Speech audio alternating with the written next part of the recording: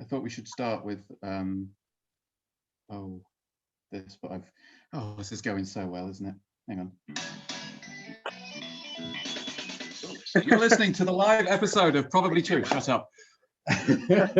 Everything is going exactly as planned. Do not worry. Do not adjust your set, laptop, phone, whatever, because it's all a bit mad. We haven't rehearsed. It's just going to be a little bit crazy this time round.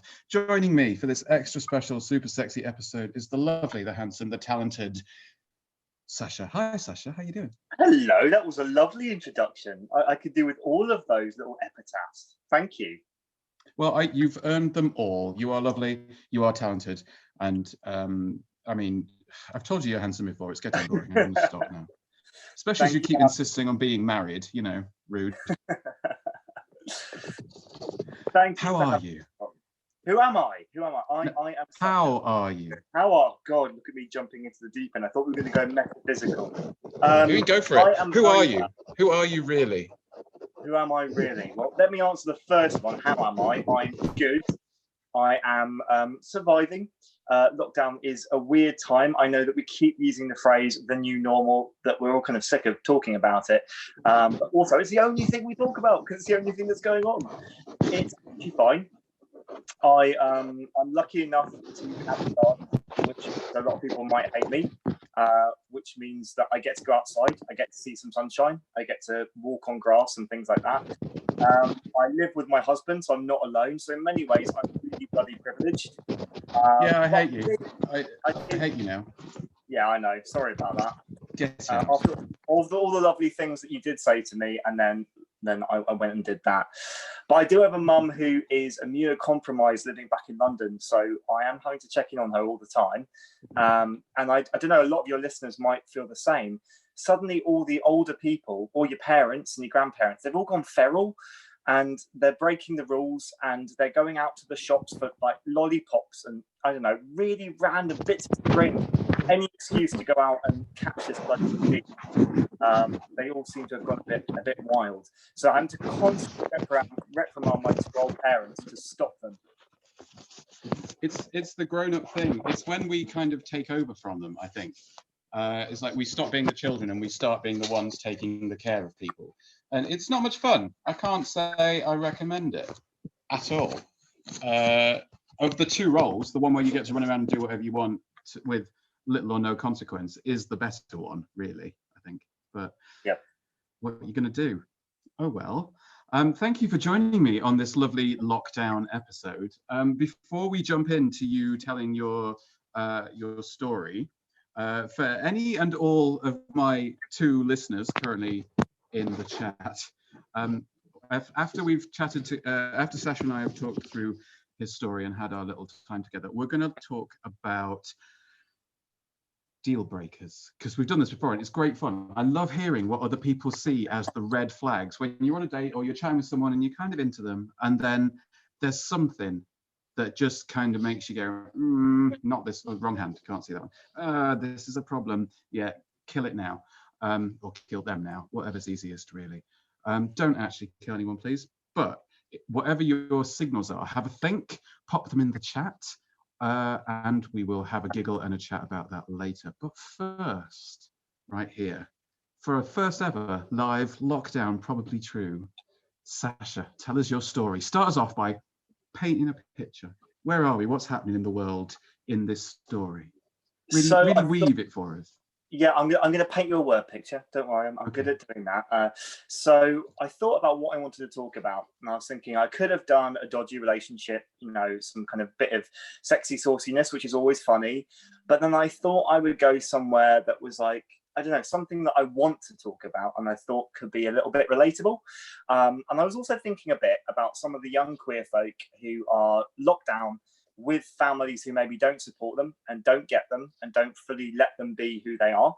And so maybe this will resonate. So it's kind of a pre-coming out story. So it's my experience of about the age of 14 up to about 18 of being gay, and sort of some of the weird stuff that sort of went on. So one of the things was I diagnosed myself with homosexuality. Okay. Yeah, my parents had this old book on the shelf, and it was called The Family Doctor, and it was like from the 80s, and you could like follow a flow chart, like, you know, oh, I've got genital warts, or oh dear, I've got, you know, some other unfortunate disease. And for some reason, as a weird kid, I loved to sit and diagnose myself with stuff like, what if my toes were dropping off? But what if they've gone purple, not black? Well, that means I've got gout, and that kind of thing. I think my family had the same book. I never diagnosed myself with gay, but I remember that book, and I remember kind of tracing like stomachache, headache, not vomiting, da da da da da da. Amazing. Sorry. Anyway, so you got hold of this book, and were you just reading it for fun, or was it, or were you ill and just left with it? For once, it wasn't for fun. So I really enjoyed this book in a really strange way. But this time, I just finished watching, I think it was an episode of Horizon. This would have been like the early 2000s. And they had an episode about puberty. And it was like the science of puberty, where they did big, badly early 2000s animations of testosterone and estrogen rushing through your bloodstream and massive boobs and, you know, all of that sort of stuff. That was the episode. A bizarre version of Reboot. Did you ever watch Reboot? I didn't. Sorry, Scott. Oh, never mind. You've missed out. Carry on. Sorry, that's a niche reference. It was just, yeah. So I was watching this, and it was very much talking about, this is how young boys develop, and this is how young women develop, and this is what puberty does. And it was very, very heteronormative. So the teenage boy who was my age, he was 14. He goes to the swimming pool, and he sees like the girl that he fancies, and he gets a stiffy whilst he's swimming. And then you see a big animation of how erections happen. And I remember thinking, that's not how it is for me. When I'm going swimming, that's not what's going on. That's not my feeling. So I went downstairs after the episode and picked up the Family Doctor book, and I went to like loads of different things. I think I diagnosed probably myself with like chronic diarrhea or some urinary tract infection prior to getting to homosexuality.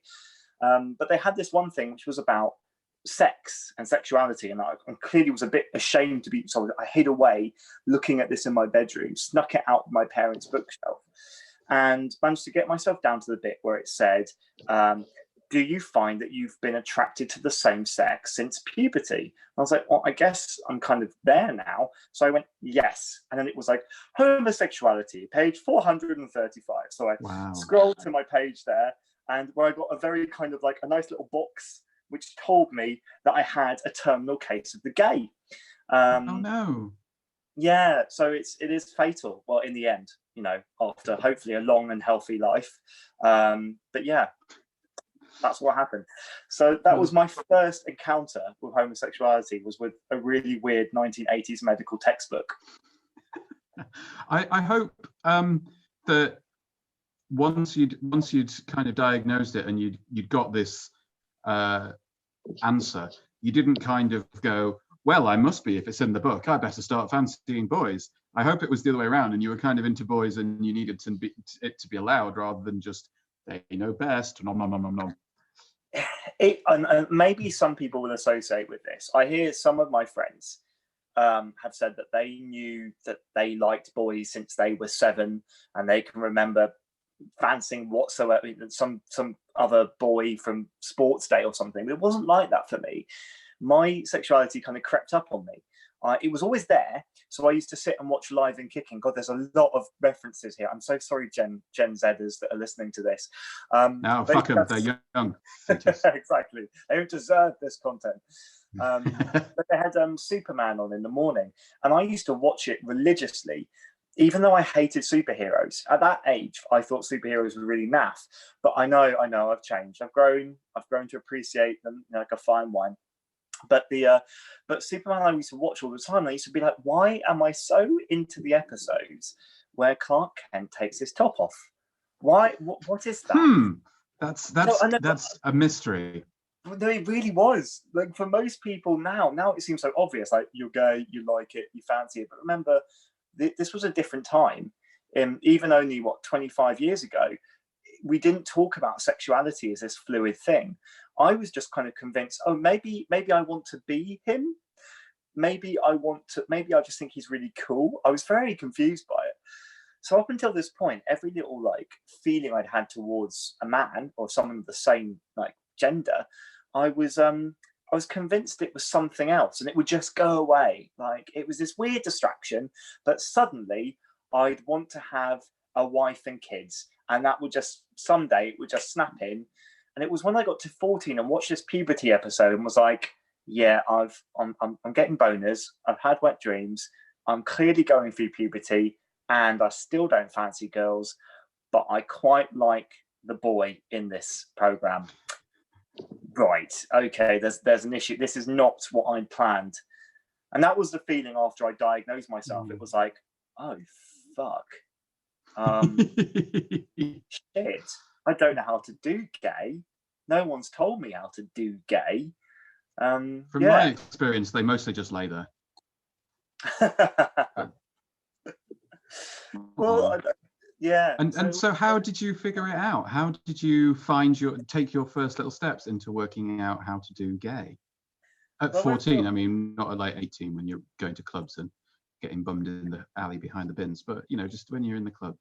Before that, when you're younger and just kind of finding your way in the world. I'm just going to say, you had a much more exciting, like 18-year-old gay experience than I did. That was not my experience. Mine was like, I kissed a boy by some bins. Better off on the mouth. Yeah. I think the thing was, I went through a weird phase after that. So I had a diary, like a lot of gays and teenage girls, but not so many straight men that I know of. I had a little diary that bizarrely I sometimes wrote encoded Greek letters in the Greek alphabet if I didn't want someone to know what I was saying. But it was ultimately an incredibly boring piece of work that I don't think anyone would even bother to try and decode. But, you know, my 14-year-old self filled an entire page with the word gay. I just wrote it over and over and over again. I've still got it.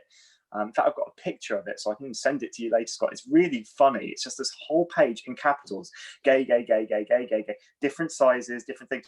The same way that some people would write like, "I heart Matthew," or you know, Mrs. Sacha Smith, Mrs. You know, whatever. It was that kind of thing, and it was just because I was so horrified by that word and the power that had, that I was trying to like indoctrinate myself into, you've got to get used to this. You've got to be able to write it. You've got to be able to say it. Every time, you know, the news comes on Channel 4 and they talk about, you know, people protesting against Section 28 or Pride, and your parents are watching it, you can't just get up and leave because it makes you twist in your stomach and you feel so uncomfortable. So I was clearly not okay with it. But I was trying actively to get better about this is a fact. This isn't changing. I think it's pretty much the way I'm going to be, probably for the rest of my life.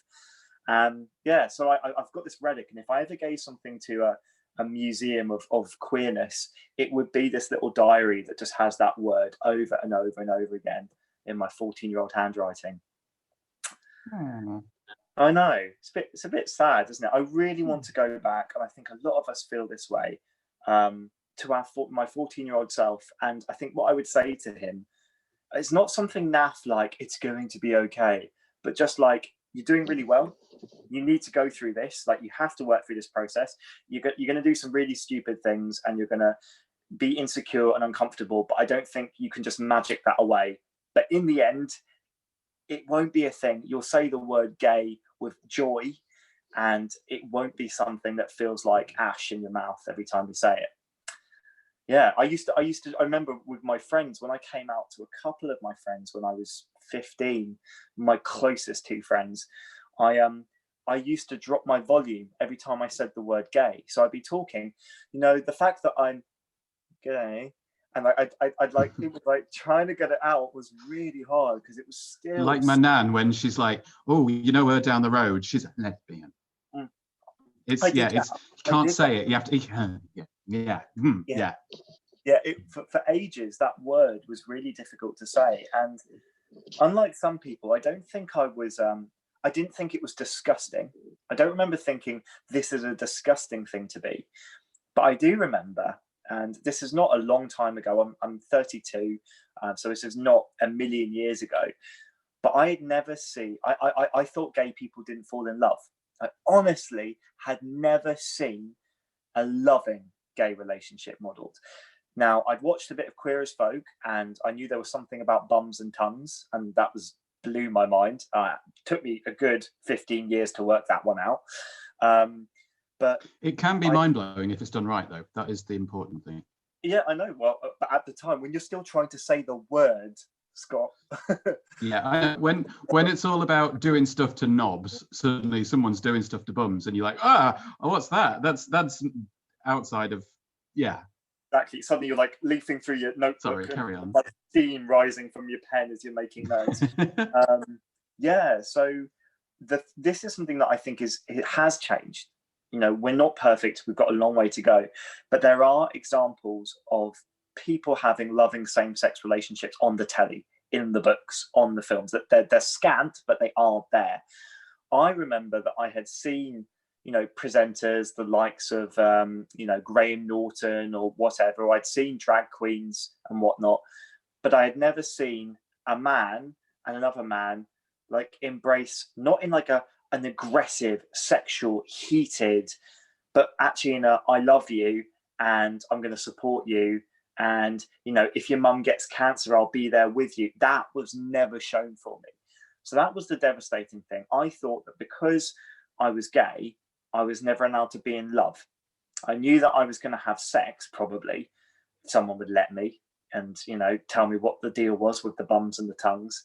But I never thought that you'd have all the other stuff, you know, that you'd get Valentine's Day if you wanted it, or that you would, you know, have a little shoulder to cry on, or, you know, you'd watch Avatar: The Last Airbender together. Something like that was beyond my comprehension.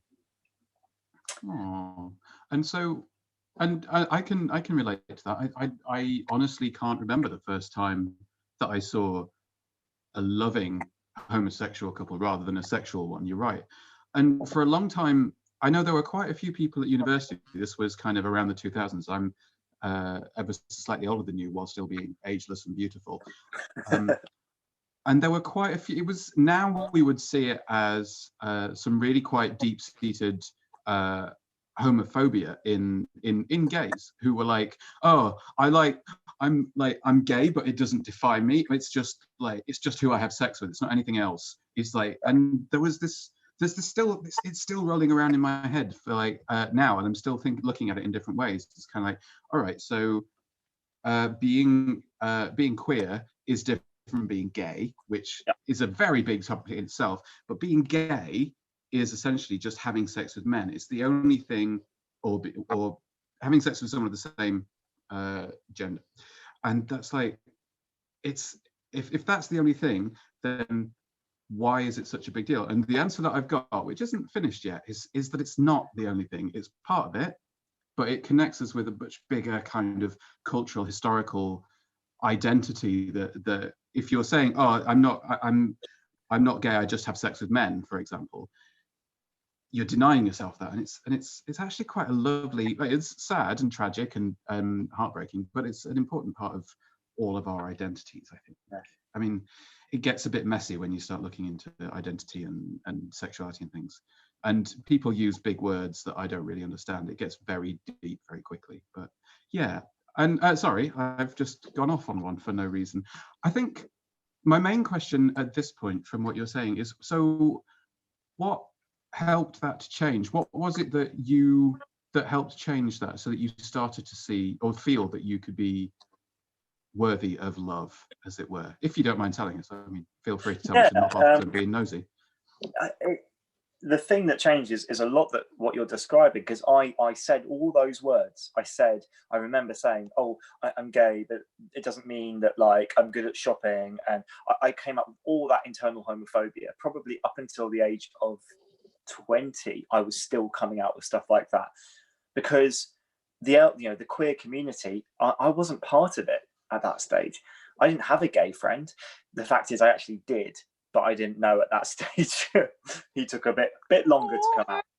But at that stage, I thought I was the only gay in the village, which is bonkers because I lived in Camden in London. But no, this is another weird thing is I hear from a lot of other gay men who grew up in Manchester and London, and when they hit like 15 or 16, they had that queer as folk experience, which is, they went out to the clubs, they met the older gay guy, they had the unfortunate relationships. I mean, I didn't have my first kiss with another gay man until I was 18.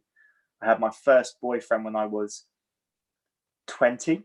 So I was still pretty, for a while, all my friends were straight, or at least outwardly so. So what changed was starting to realize that there were other people. And when I spoke to them, realizing that it wasn't just about who I wanted to fuck.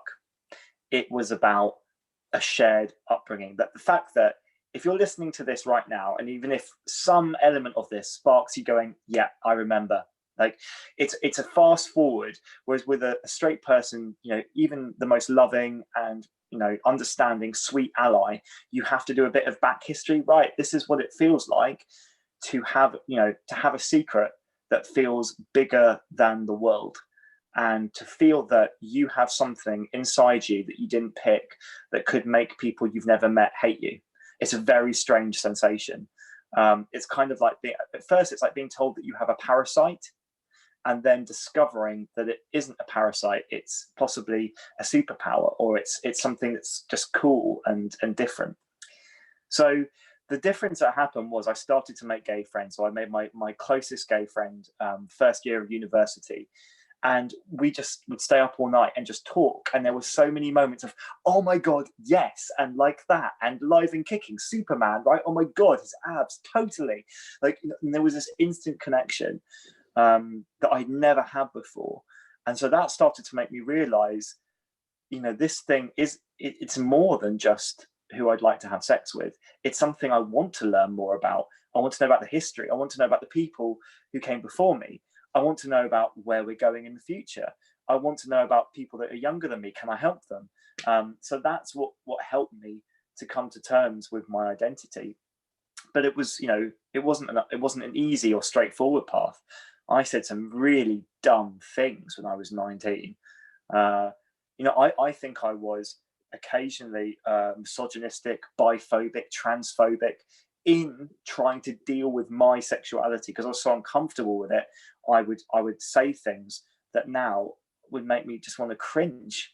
But yeah, I'd want to go back to my vulnerable self and just be like, just think a little bit before you speak. Other people are going through stuff too that is not like yours but is similar. Be kinder, be more patient. And this thing that's inside you, it's fine. And all the stuff that you want, you can still have. I was going to add, it is a lot to put on a teenager.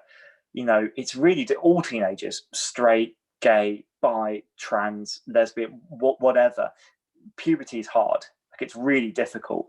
All my straight friends, they didn't have an easy ride trying to hook up with people of the opposite gender. But at the same time, when the only models that you've got of sex are like, skin tight black leather, drugs, loud techno, there's nothing wrong with that. But when that's the only image you have, and you're still terrified of kissing someone, and yet you're jumping all the way to friggin' analingus, it's quite a, there was no paper trail that was like, here's how two gay men might kiss, and then they might hold hands, and then they might date, and then they might do this. It was like, the stuff you're going to get on the telly is violent penetrative sex. It was naught to kink, and you just need maybe a few stepping stones to find your way. Yeah. Oh, I completely agree. I am slightly older than you, as I've mentioned. Not that you've got a shoulder about it or anything, Scott. No, at all. No, I moisturize almost constantly. I've got a bath just full of oil of Olay. Oh God, I'm really showing my age. Anyway, where was I going with this? Yeah, I think for me, it wasn't so much banging techno and black leather, but it was very much twinks with blonde hair and blue eyes and perfect smiles and abs being very happy and carefree in some pants. And if you didn't look like that, if you didn't have a body fat percentage of less than like 6% or something, and you weren't like cheekbones and really straight white teeth, then you were because I had none of those things. And yeah, growing up thinking that was how you did gay, and if you weren't doing that, it was hard. It was really hard. And I think, again, I know that I did the same thing where I said and did stupid, cringeworthy, homophobic, transphobic, biphobic things that nowadays I would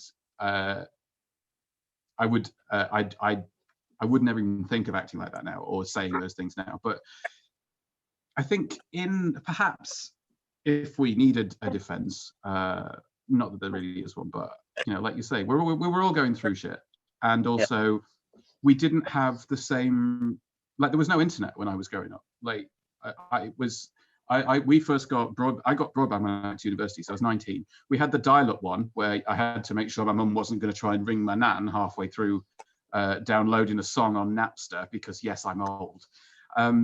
But yeah, so it was, and even when the internet was around, there wasn't that much of that kind of thing on it. Most of it was porn. And it took a long time to really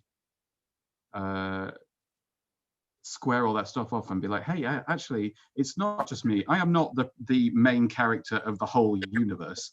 I am just one person trying to deal with my shit, and everyone else is doing the same thing. Maybe I could be a bit less of a dick about it. Yeah. But it takes time. And, I think it's good that people nowadays have all those resources and things. And that and like you say, it's great when I can help youngins with stuff that they need, but it's also I look at 18, 19-year-olds now, and they're doing much better than I was at the time, or they seem to be, at least. And yeah, it's weird. Yeah, I think the thing to remember is that people that are hurting often hurt people. That's a shame, but it is the case. I'm amazed. I'm in awe of younger people. I was lucky enough to do a project with a group of queer young people in Thetford, and they're so comfortable. If they're not comfortable now, that they're already on their way to be comfortable with who they are, with their gender, sexuality, all of that stuff.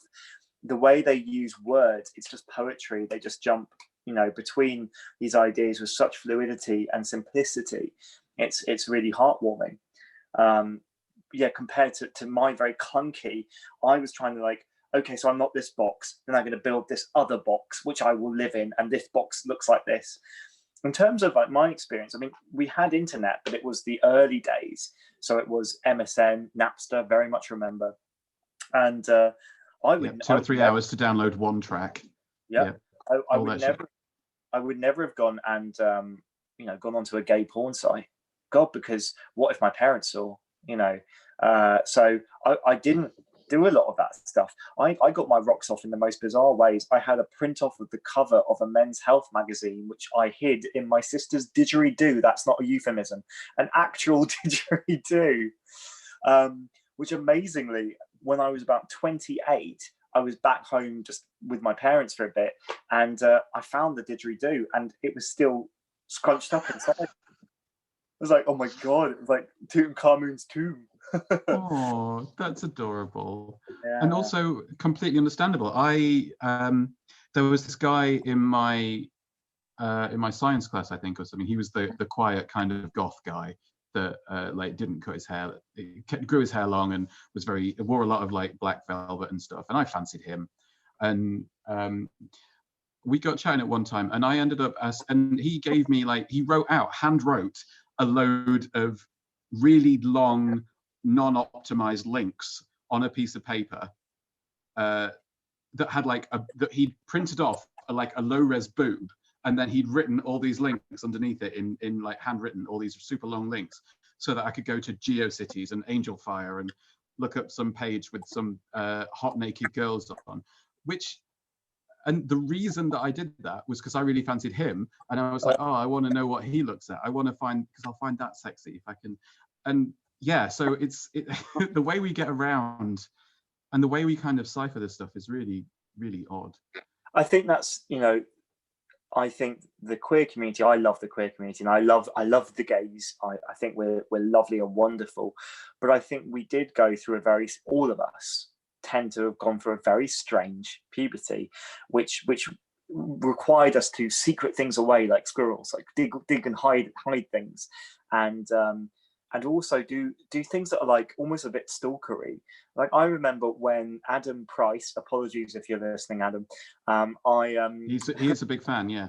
He's a huge fan. No, he knows this. I told him. Years later, I had a huge crush on him. He's straight, and his homework diary. He accidentally put it in my book bag. I don't know how, and I went home with it. No, honestly, because I got home, and I took my diary out, and then his was there too.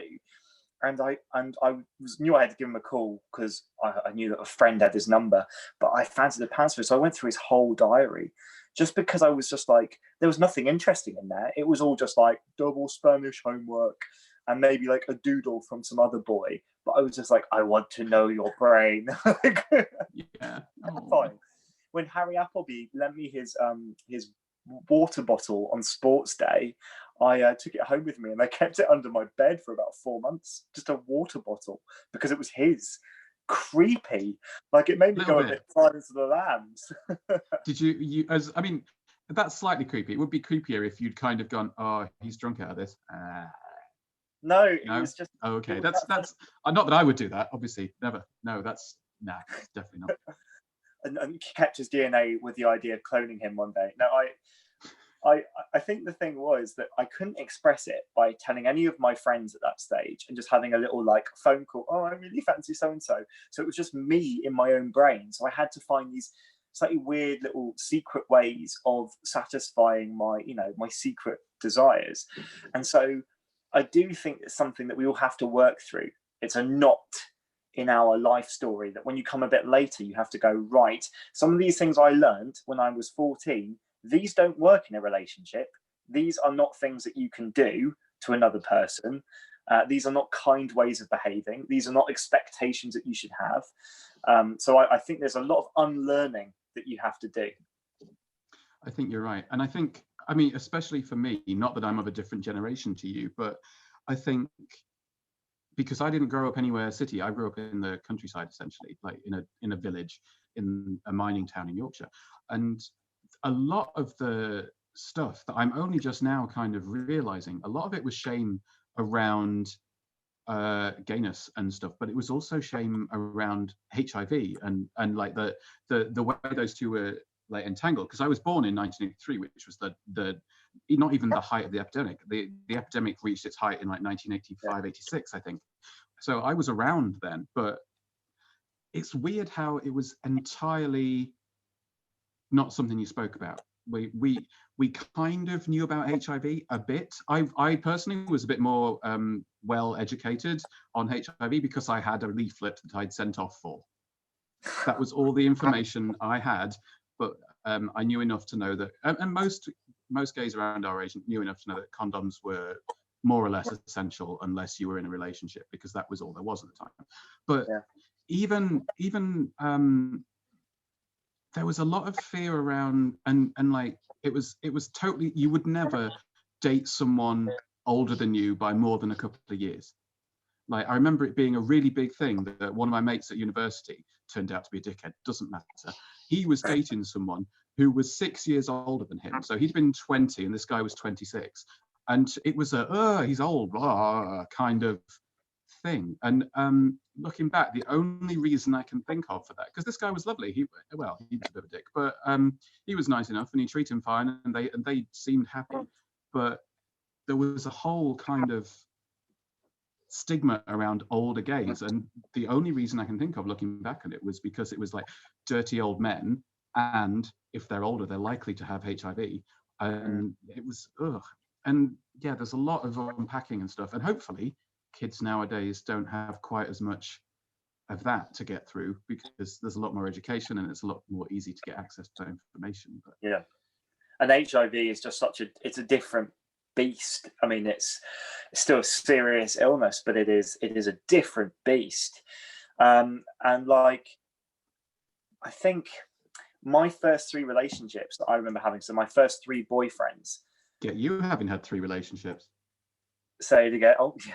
Well, I say relationships, like some of them last a few weeks. But these were like my first. It was all about, you know, those relationships started and ended because they were basically two young men who would just kind of like, oh, do you like me? Okay, well, if you like me, then I guess I like you. And then, okay, okay, with no understanding of how to create a relationship or how to.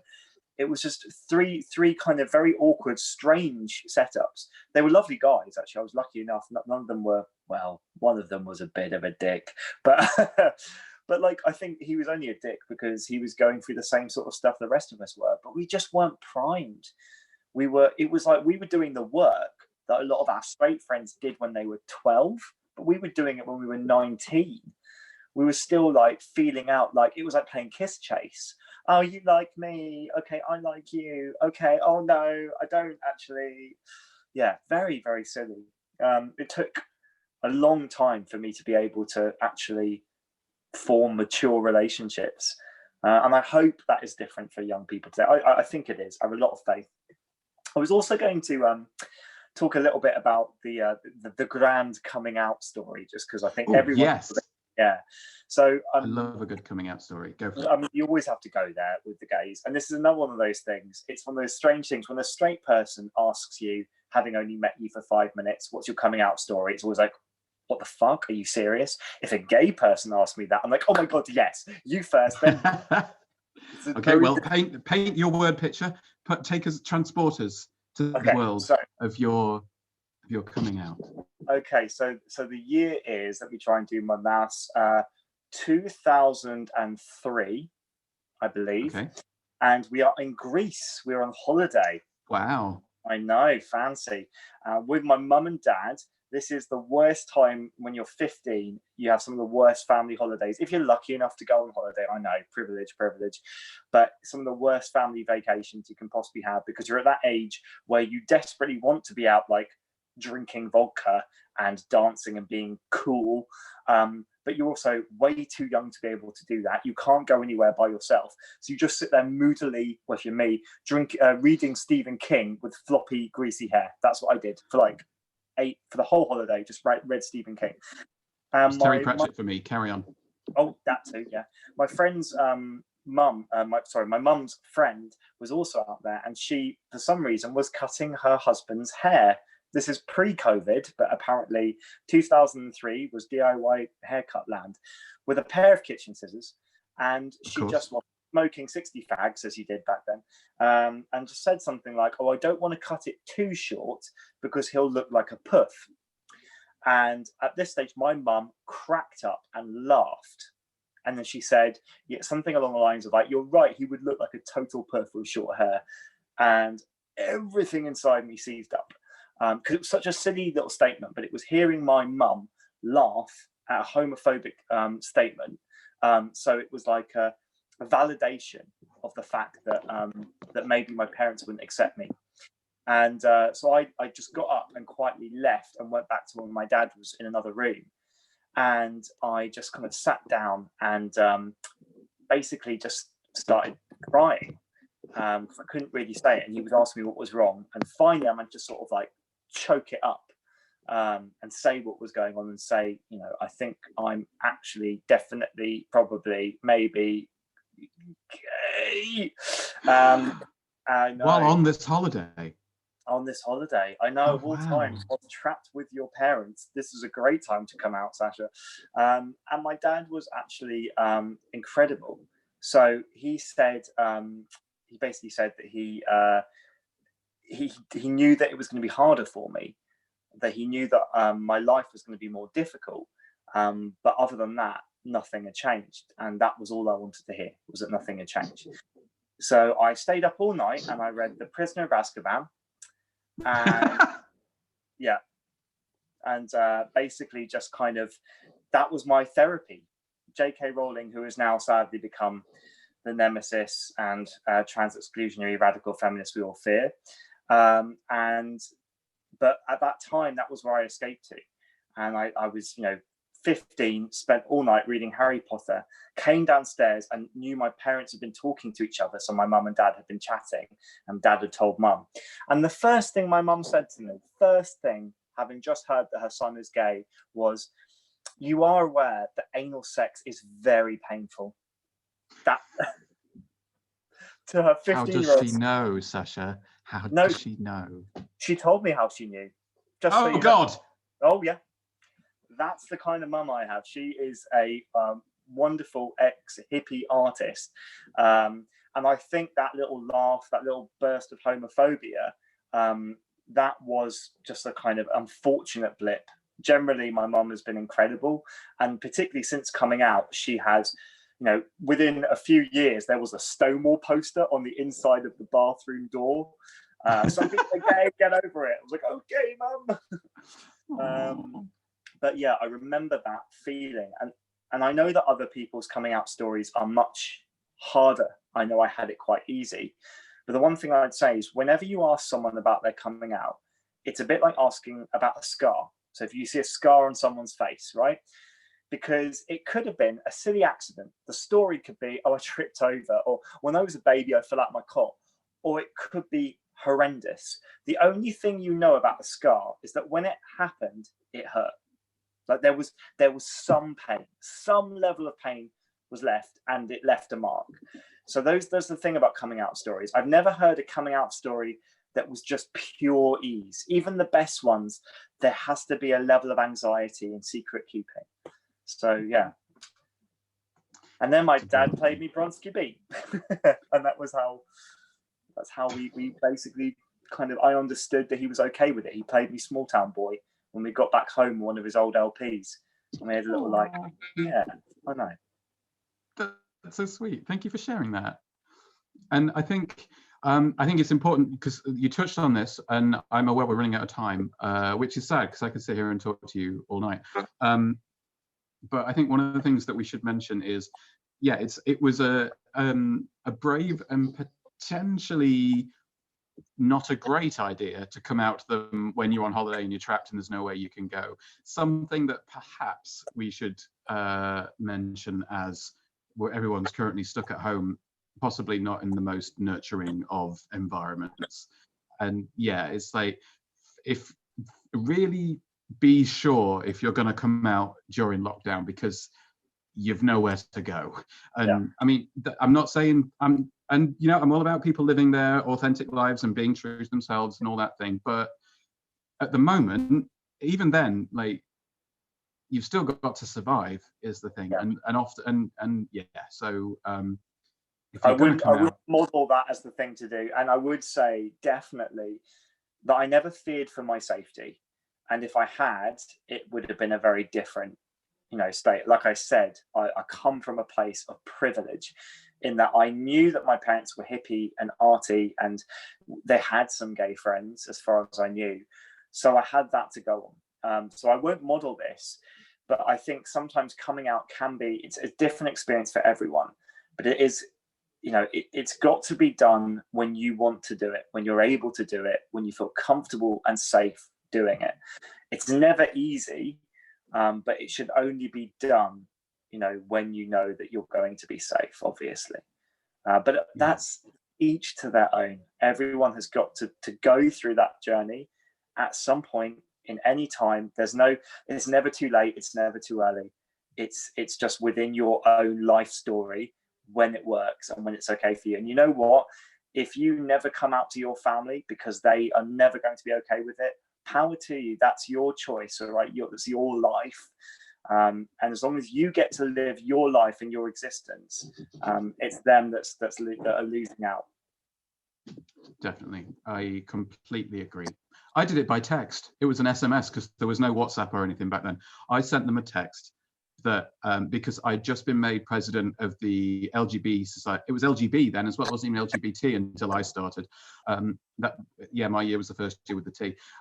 But yeah, I've been made president of the Gay Society at university, and I thought at least that then there'll be something for them to be proud of. If they're not happy that I'm gay, at least I'm king of the gays. And my mum texted me back immediately saying, "Well done, son. Does that mean you get first pick?" Which I thought, which was Oh. Lovely. I did not get first pick, just for the record, but never mind. Yeah, I'm lucky. By the time I went to uni, my parents knew that about me, and I think I wanted that. I wanted to be able to go in with my mum and dad knowing that. But again, I knew that they were going to be okay with it, and I was still terrified. So, whatever process, I can understand anyone that is struggling with that. We all understand what that feels like. It's horrible. Yeah.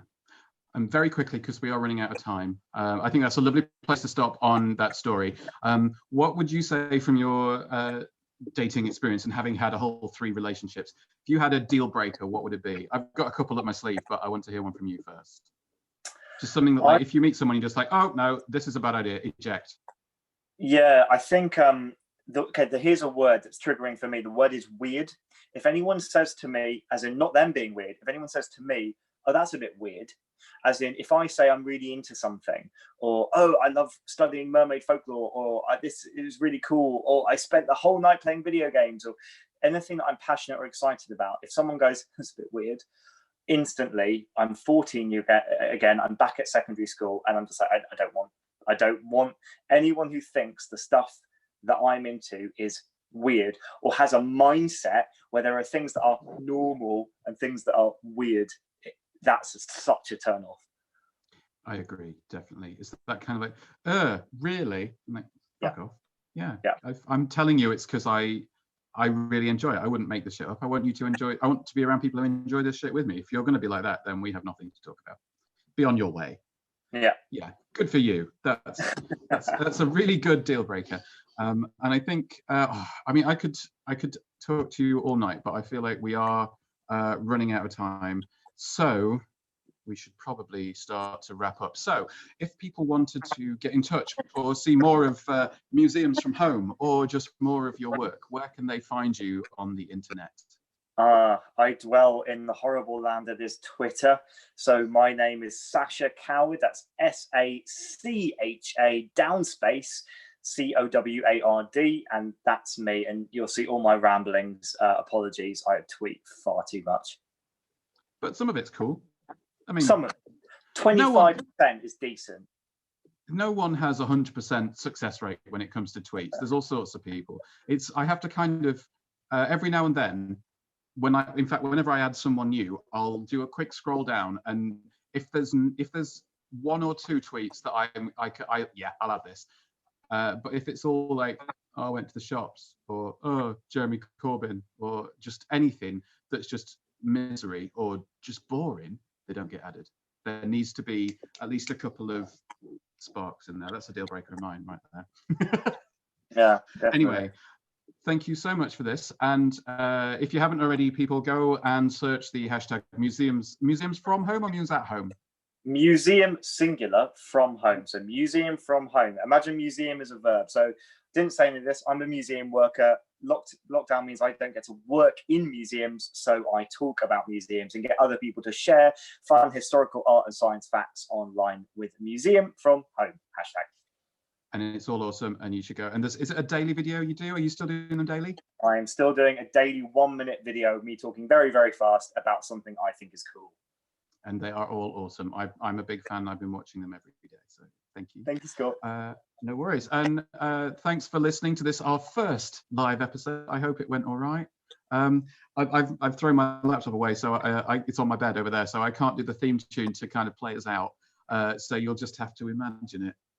About now, it kind of goes dun dun dun dun dun dun dun. Enough of that. All right. Thanks very much, Sacha. Goodbye, everyone. We love you. Goodbye. Bye. Take care. Stay safe. Stay sane.